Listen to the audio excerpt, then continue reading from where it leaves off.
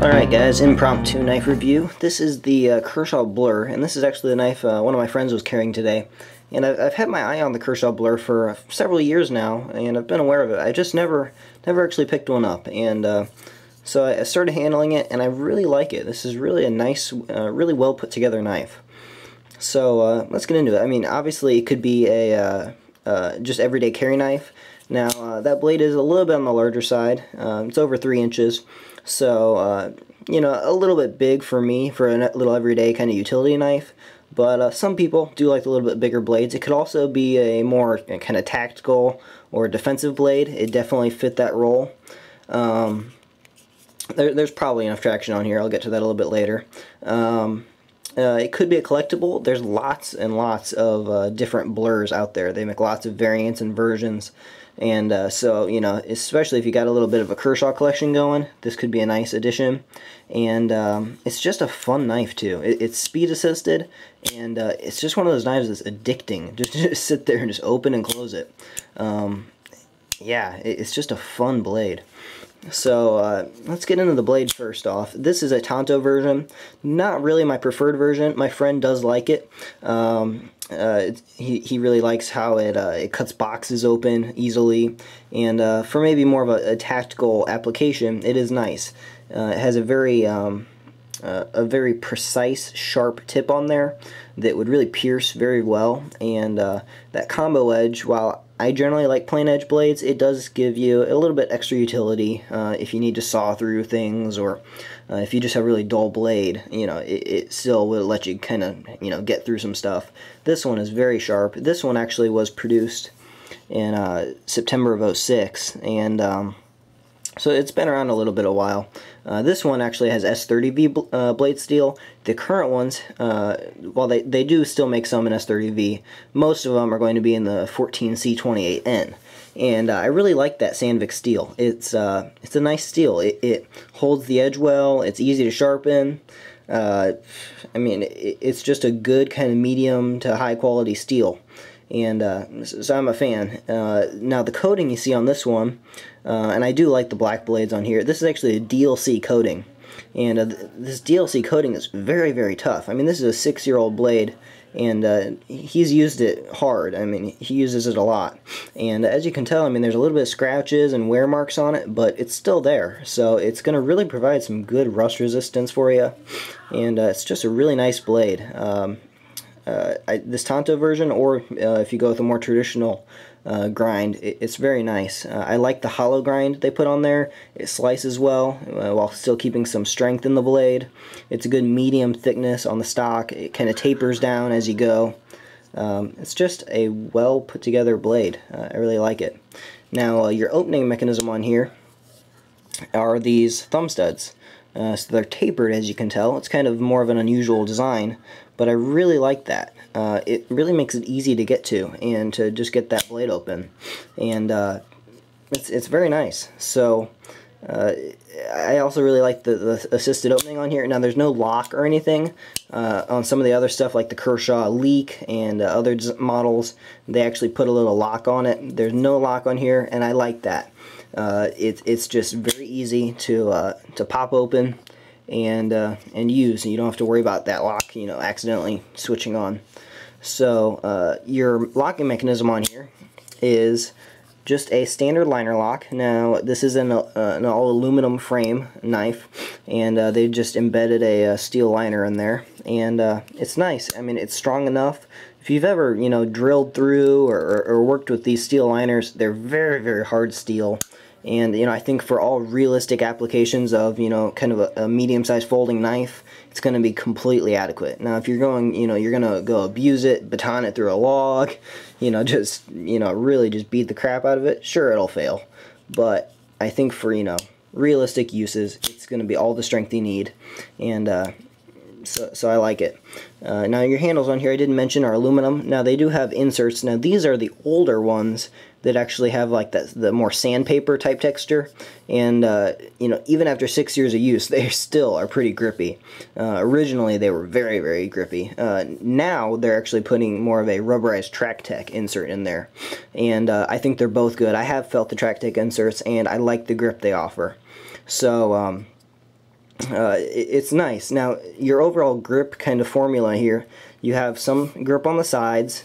Now there's a little bit of jimping up here on the top, which is actually not that great. It's a very short run of it, and it's not all that sharp. There's a little bit of jimping on the liner there, so you know, I do think you could roll this into more of a tactical use, you know, carry this as more of a defensive blade, but I'd be very conscious that if you're going to actually, you know, pierce or, you know, do more of a thrust attack with this, that you really lock on there, you really grip this thing tight and make sure that you're not going to slip forward on that blade. Maybe even a reverse grip would be advised, you know, so you can actually get that thumb over the top and really lock into it. But it could be a very nice defensive blade, but I mean, it's a liner lock, and you don't have, you know, a ton of stuff keeping you from going up on that blade. So just keep that in mind. Now, the weight-wise on this thing, it's going right around 4.2 ounces, which it actually feels lighter. I was surprised when I saw the specs that it was 4.2 ounces. It feels like maybe, I don't know, 3 ounces or 3.5 ounces. So I really like it. It's very light and quick in the hand. It feels really nice. And it's also thin. I also like that. In carry, it's not too thick or bulky. It's nice and thin. And it's actually also mini torque spit construction. So you can take this thing apart if you like.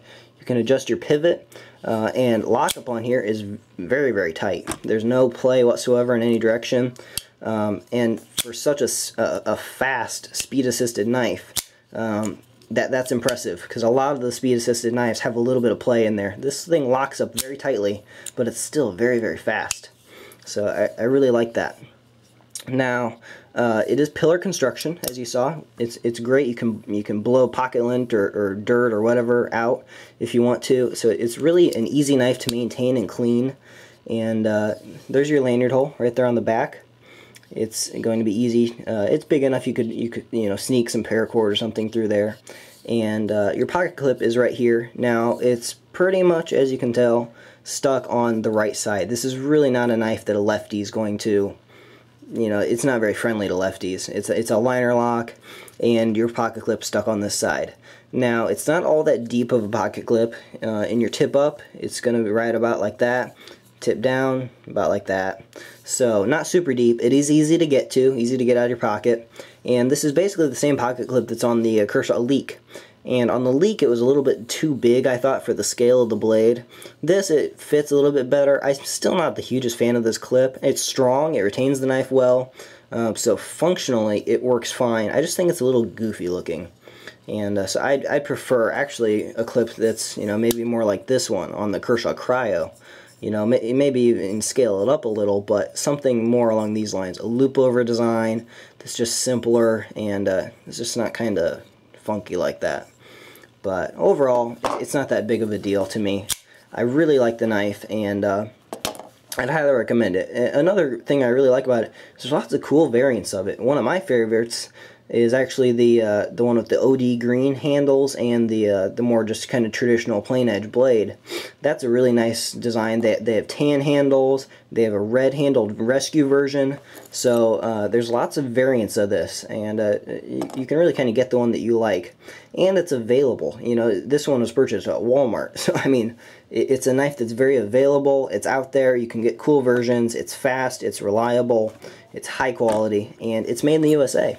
So, you know, if you want a good U.S.-made blade, I think you can't really go wrong with the Kershaw Blur.